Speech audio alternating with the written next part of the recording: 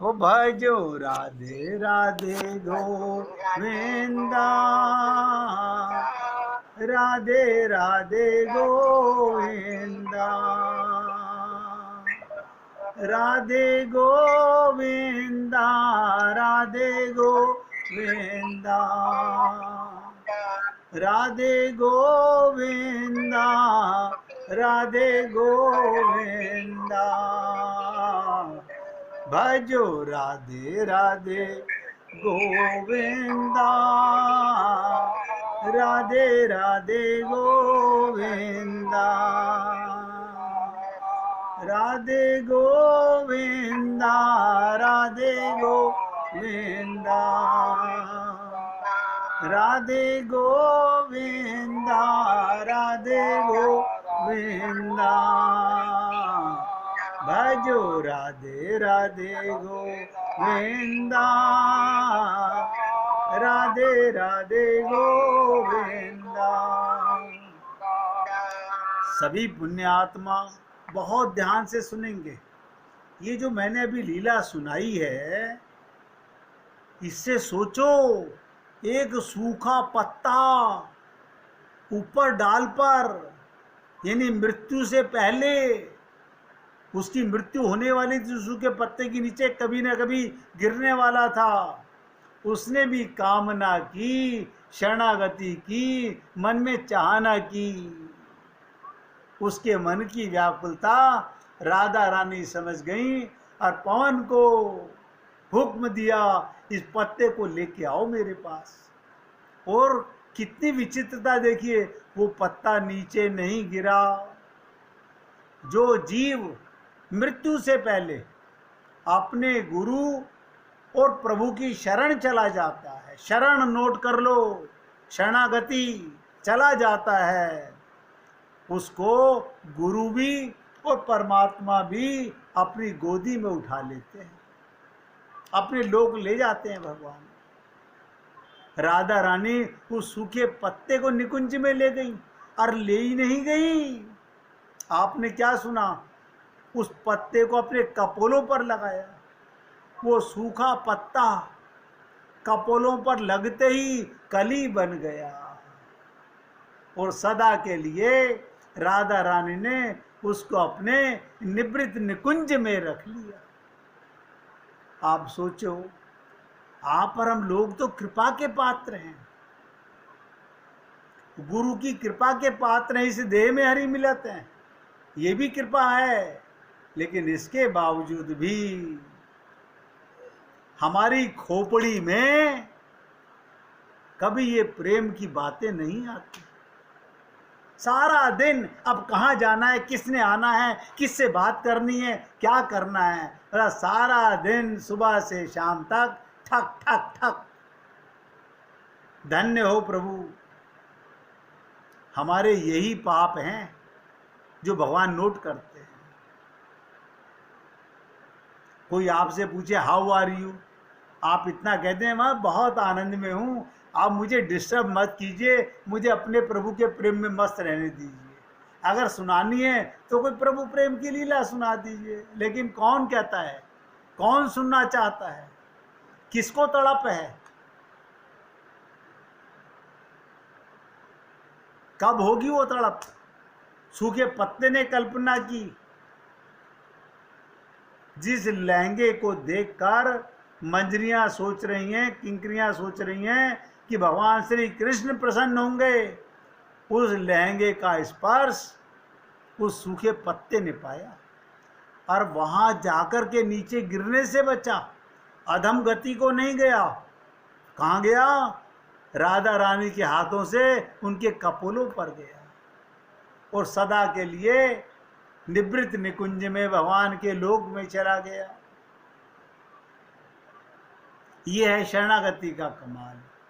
अब आप सोचेंगे हमारी पूजा से भगवान की कृपा नहीं होगी। ना ना ना ना, क्योंकि पूजा जो है वो तो मतलब के लिए है, वो तो स्वार्थ के लिए। प्रेम कहाँ है, तड़प कहाँ है, व्याकुलता कहाँ है? कितनी बार रोते हो भगवान के लिए, कितनी बार सुबकियां बनती हैं तुम्हारी भगवान के लिए। कितनी बार दिल तड़पता है भगवान के लिए, सोचो।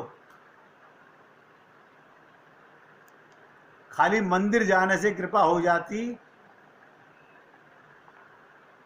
तो करोड़ों बार हो जाती। हर जन्म में जब जब मनुष्य शरीर में आए, हम बहुत बड़े बड़े मंदिरों में गए हैं।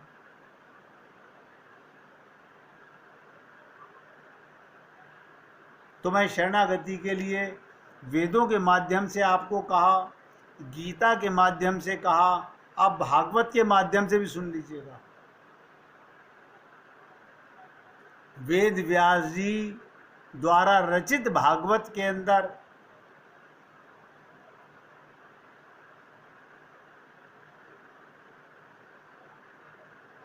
क्या कह रहे हैं भगवान वेद व्यास जी?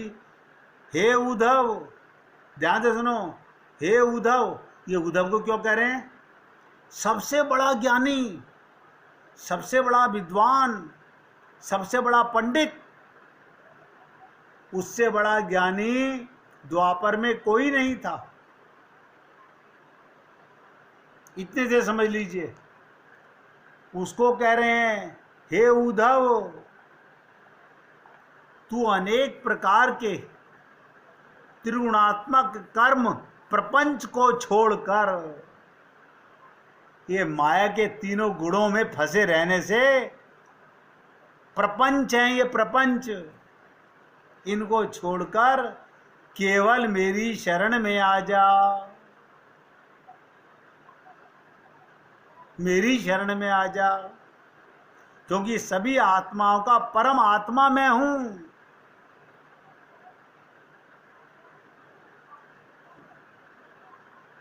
भगवान देखो, यहां उद्धव को भी, परम ज्ञानी को भी कह रहे हैं कि तू भी मेरी शरण में आ जा और तू निर्भय होकर मायातीत हो जाएगा। अपनी ताकत से नहीं हो सकता, ये सब नोट करें। हम अपनी ताकत से माया पर विजय प्राप्त नहीं कर सकते। अरे माया पर विजय प्राप्त करना, अभी आप सोच लीजिए, अगर आपके सामने कोई ये बोले कि आज तुम्हें 1 करोड़ का सोना मिलने वाला है, कोई ये बोले तुमको प्राइम मिनिस्टर बनाने वाले हैं, और तुमको ये बोले कि आज भगवान भी शायद तेरे घर आ सकते हैं, आप तीनों में से क्या चाहोगे?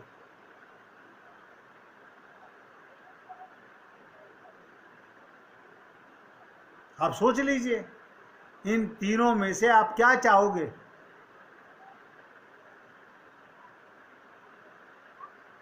आप धन चाहोगे, ऐश्वर्य चाहोगे, या प्रेम चाहोगे?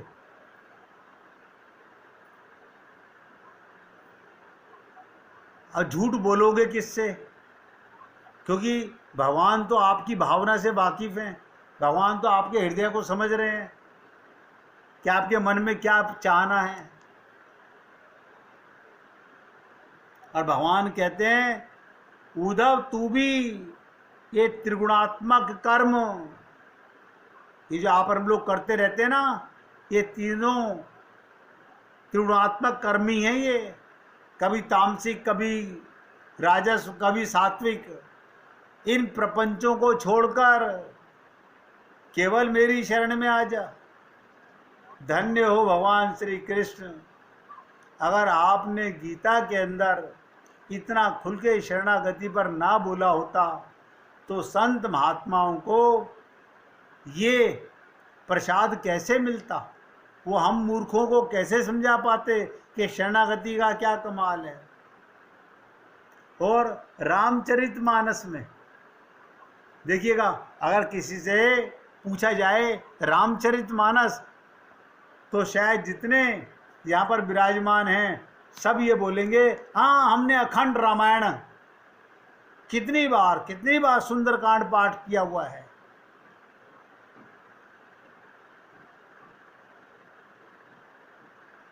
अब एक लाइन सुन लीजिए, फिर डिसाइड कीजिएगा, एक लाइन से डिसाइड कीजिएगा। रामचरितमानसो सबसे सरल ग्रंथ है, वहां तो बुद्धि की भी आवश्यकता नहीं है। एक लाइन से समझ लीजिए तो दूसरी लाइन की आवश्यकता ही नहीं पड़ेगी समझने की। क्या है वो लाइन? मन क्रम वचन छाड़ी चतुराई। बहुत गहराई से सुनो। मन क्रम वचन छाड़ी चतुराई। ये मन के कर्म और वचन, ये पागलपना छोड़ दे। मैंने ये पूजा कर ली, मैं पत्नी के साथ बैठ के यज्ञ कर रहा था, वहाँ पंडित जी हम दोनों के हाथ में गठजोड़ा करा के आहुति दिलवा रहे थे, हमने गठजोड़े से पूजा की है। काश कोई तुम्हारी बुद्धि में ये बात समझा सकता होता कि मन क्रम वचन छाड़ी चतुराई, और भजतई कृपा करई रघुराई। बस ये एक लाइन है, क्या ये भी हमें समझ नहीं आ रही? मन कर्म वचन छाड़ी चतुराई, ये तीनों पागलपने छोड़ दो। भजतई, जैसे ही भगवान की शरण में जाओगे, कृपा करई रघुराई।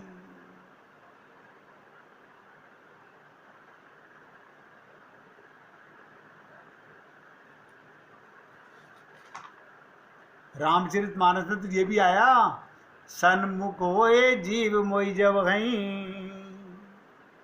सन्मुख होए जीव मोई जब गई। हम सन्मुख नहीं हुए भगवान के, हम मूर्ति के सामने खड़े हो गए। वो सन्मुखता नहीं होती, वो सन्मुखता नहीं होती। तो कहने का तात्पर्य सर्वात्म समर्पण से ही, सब नोट करें, सर्वात्म, सब कुछ समर्पण करना पड़ेगा।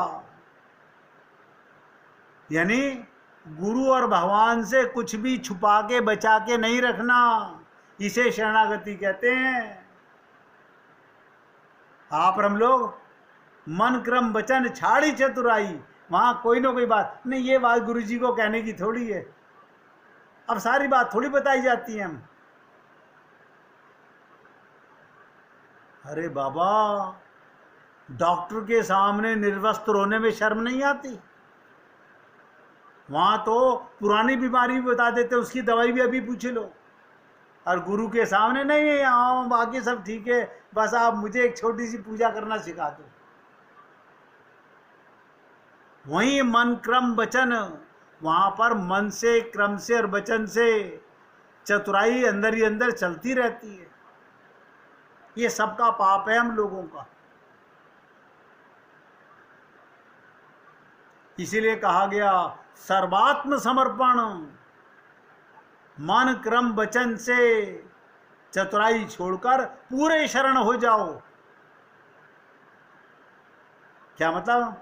हरि जी मैं तो जैसो तैसो तेरो, हरि जी मैं तो जैसो तैसो तेरो, ऐसे कहते हैं शरणागति। तो ये कहा मल मूत्र में सना हुआ बालक, एक एक शब्द पे ध्यान दीजिएगा। मल मूत्र में सना हुआ बालक जब रोता है तो क्या माँ ये कहती है पहले नहा के आ? आप बताइए, अच्छा चलिए सोच के बताइएगा। जब बालक मल मूत्र विष्ठा में सना हुआ है, रोता है, बस उसमें एक विशेषता थी, वो रोता है, तो माँ मल में सने हुए बालक को भी उठा लेती है। और आप और हम लोग ये मन क्रम वचन, ये सब मल मूत्र विष्ठा के समान है, इसमें आप और हम लोग पूरी तरह धसे हुए हैं। लेकिन समर्पण नहीं, हम रोते नहीं है भगवान को पाने के लिए। हम ज्ञानी हो गए, हम विद्वान हो गए, हमें तो ये पाठ आता है, हमें तो ये आरती आती है, हमें तो ये भजन आता है। ये सब पागलपना है। इसीलिए कहा गया पुकारो रो के गोविंद राधे, न भूलो मन पल छिना दे।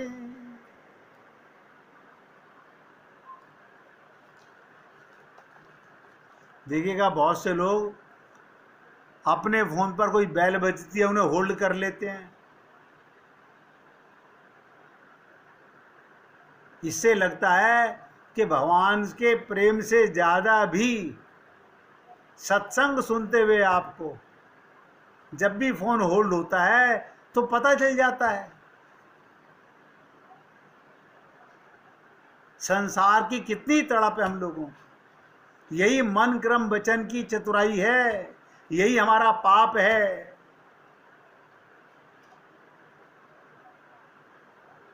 अर्थात सर्वात्म समर्पण से ही माया से मुक्ति। सब नोट कर लें, पूरा की तरह शरण होना पड़ेगा, कुछ छुपाना नहीं। गोपियों ने क्या किया जब भगवान ने चीर हरण किया और उन्होंने पहले अपने काया का अपने को शरीर माना, भगवान से प्रार्थना, हे गोविंद हम निर्वस्त्र कैसे बाहर आए।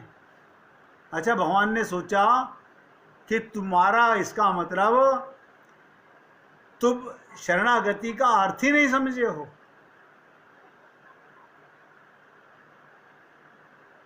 अपने को काया मान के मेरे पास आ रहे हो, काया को ढक करके आ रहे हो, मन में चतुराई लेकर के आ रहे हो। इसलिए एक ही शब्द बोल रहा हूं, सर्वात्म। सब तरह से समर्पण से ही माया से मुक्ति, भगवत कृपा का लाभ मिल सकता है। मैं तो शॉर्टकट में बताने की बात कर रहा हूं। अपने मन में कोई चतुराई मत रखो।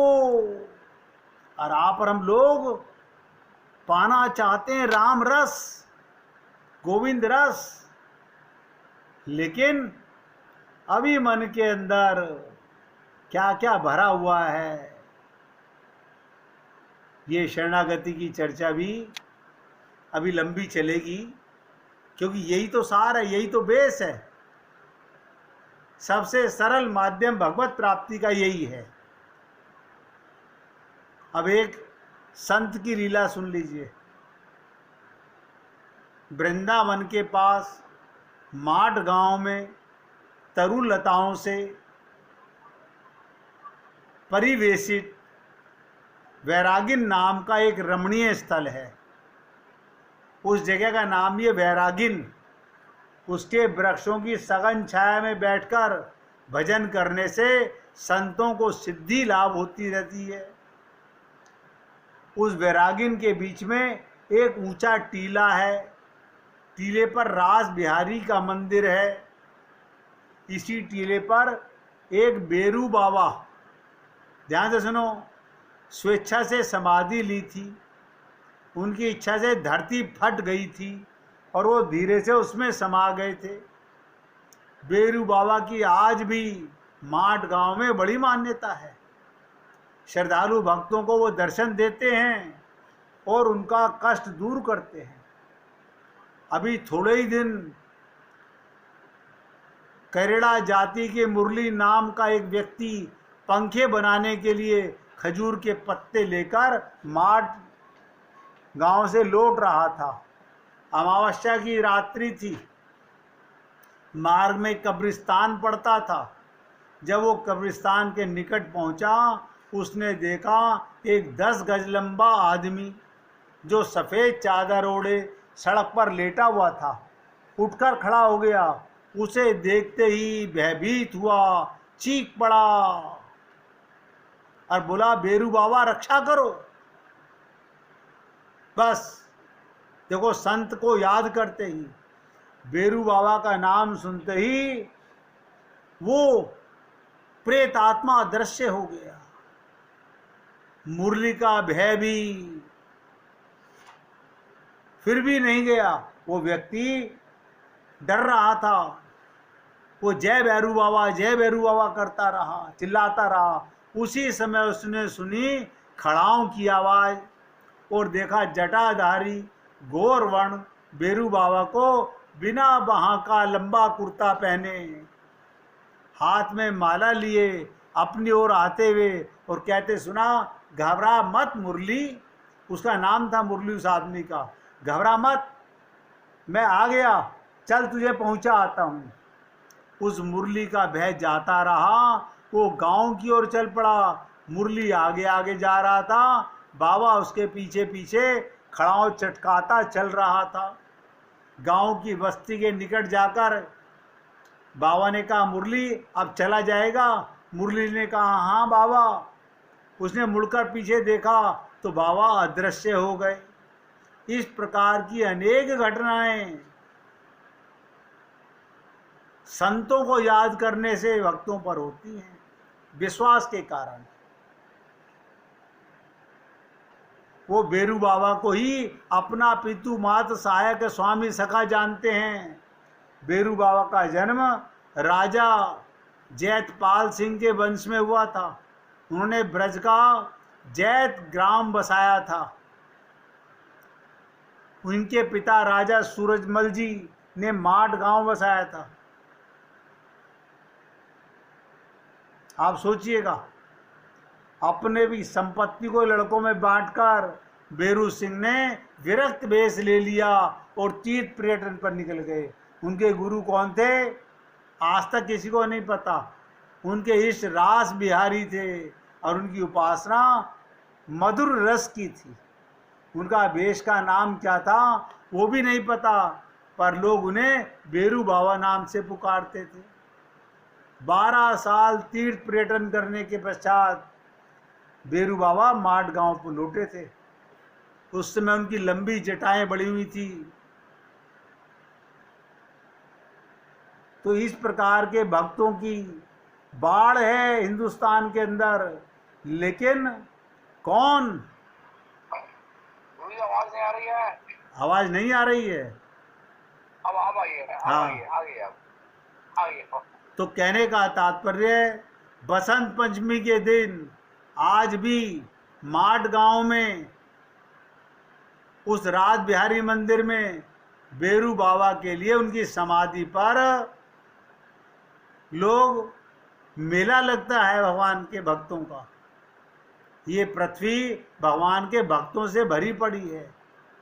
इसलिए मैं तो आपसे निवेदन करता हूँ, अगर वाकई में आप अपना कल्याण करना चाहते हो तो भगवान ने अपनी कृपा को कभी बंद नहीं किया। अब आप भजन सुनिएगा। गुड्डी जी आपको भजन सुनाना चाहती हैं, सुनाइए। मेरे बाके बिहारी की सखीरी मद भरी अखियाँ, मेरे बाके बिहारी की सखीरी मद भरी अखियाँ, सखी बाके बिहारी से हमारी लड़ गई अखियाँ, सखी बाके बिहारी से हमारी लड़ गई अखियाँ, बचाई थी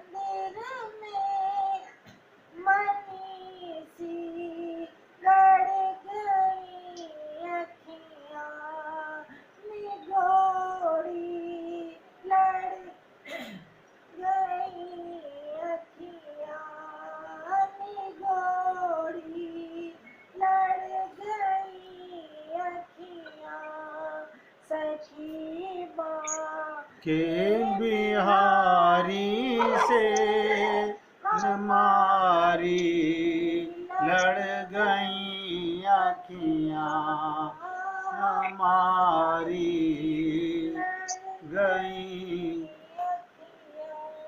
बोलिए वृंदावन बिहारी लाल की जय जय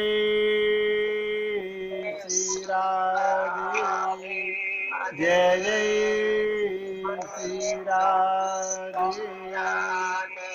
बोलिए लाल जी का मंगल हो सभी भक्तों का मंगल हो सबको राधे राधे भगवान सबको राधे राधे।